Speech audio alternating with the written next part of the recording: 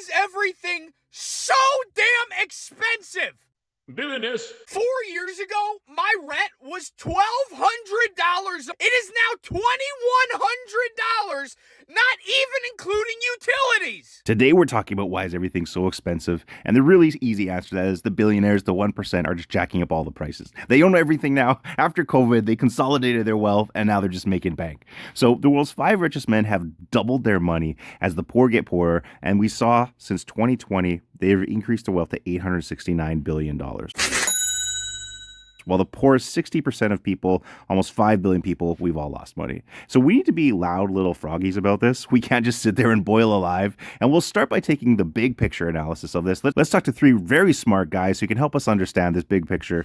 So we'll start with Ray Dalio, and he'll give us the big picture of empire. He's a billionaire capitalist, so this isn't just a communist message. So a billionaire capitalist, he's taken a look at how markets and the empires rise and fall. And he's noticed the fact that when there's a new world order, we have peace, prosperity, and productive growth. We see a debt bubble and a big wealth grab start to increase. And as that happens, we see the decline of the empire. We see debt bust and economic downturn. We see printing money and credit. We see revolution and wars. We see debt and political restructuring, and then a new world order. So right now on this plane, we are probably right here. We're starting to see people talking seriously about what a revolution would look like and how we can make a better society. So we're at a point where we really need to get our acts together. Then we have Michael Hudson, and he would kind of describe all of this for us with a little more detail to help us understand. And he basically says there is productive capital, so this part of the pie, and this is when we're building things, we're making society better. And then there's finance capital. This is rent-seeking capital. This is dead capital. This is like, instead of making things better, it is just out there to make more money. And so it doesn't care about the improvements to the economy. It is just the rich consolidating the wealth, putting their money in safe bets like land and rent. So this is all locked down because of the 1%. They aren't going to give that up. And now we're seeing this downturn side. We're seeing them take over all the productive capital and just kind of milk it. And the problem now is we have Yanis Varoufakis, who comes out of Greece, and he's saying that we don't really have productive capital anymore because everything needs to go through the internet. This is the market we use, and it's all locked down. It's now complete feudalism by Amazon, by Google, Apple. These tech giants own everything. So we don't really have any avenue for productive capital right now. It is the 1% just enjoying things, having the time of their life. And usually we've got politicians or someone in our corner. Let's do a little test. Let's see if we've got anybody in our corner. So on the worker side, we want to see our politicians. We want to see them building houses, help making our lives easier to live. We want to see them building infrastructure like high-speed rail, making it easier to travel and trade internally. And we want to see them doing price ceilings. We want to see them say, you can't raise the cost of goods. You can't make it so food is so expensive. We want to see them restrict some areas so we know we've got a good quality of life. Ask yourself, is that happening right now? Because the alternative is they're on the bad guy side. They're on the 1% side. They're using all this money. They're printing all the money to bail out the big corporations as things decline. They're giving lots of money to the big guys. The big guys are consolidating their wealth. They're buying out the little guys, and the big players become even bigger players.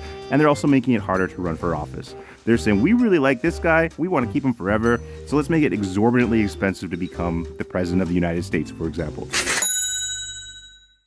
So you figure out where you think we're at. Because right now, what we do know for sure is there is rampant inflation. The value of money is going down. In turn, the value of our labor is going down. And in turn, the value of assets is going down with that increasing inflation. And because the cost to acquire this is going down, we have the billionaires saying, I need this. And they'll come in and they'll buy it. And then they'll lay off everybody because all they care about is numbers up. They just want to see the numbers up. They don't care about the ramifications to society, and things are just going to keep declining. So this kind of describes from the big picture what all of this chart is trying to say, and then how we get down to the nitty gritty of this is why everything is so expensive. So we need to be this guy. Does it feel like it's getting warmer to you? Not.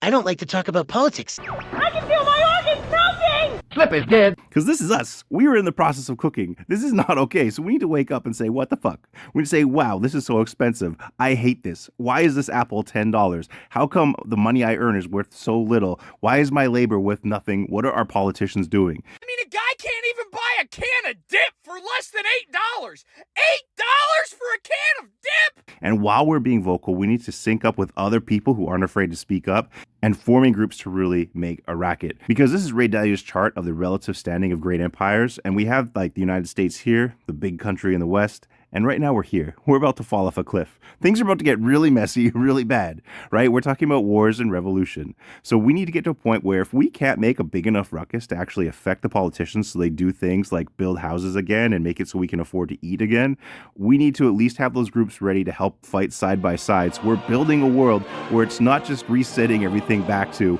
the rich getting richer and they're just living in their own little kingdoms. So this is like a little secret addendum because a lot of people stop watching by now. I just want to invite you to Thrival, even just a comment, so we can talk about what we can do to make a better world, because you are not alone. And I know a lot of people are depressed and this can be a depressing video, and things can get better. There's people out there who are committed to making a better world, who look at the theory and the ideas behind it. And that's what we're trying to do here, is start that conversation and normalize the yelling of the frogs. So if you would like to be a part of that, I just want to invite you to join the channel. That's all. I hope you have a very non-depressing day from here on out. Bye.